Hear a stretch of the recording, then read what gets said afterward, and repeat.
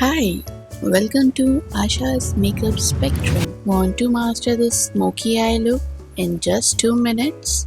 Watch this magic unfold with wine and brown tones.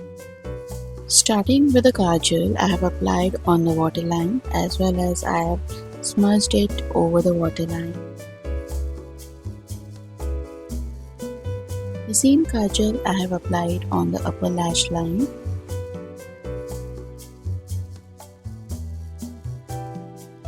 Blending out with the brush.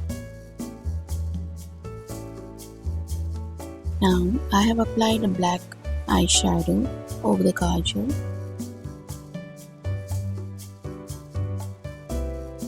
A wine shade all over the lid. Blend, blend, blend. Blending is key. Now for the transition, I have used a brown shade, light brown shade on the upper crease area.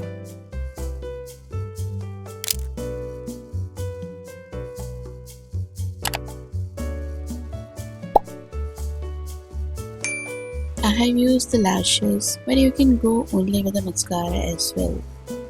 And there you have it, a light smoky eye which you can create in just 2 minutes. Don't forget to like, share, subscribe to my channel. Thanks for watching. Bye.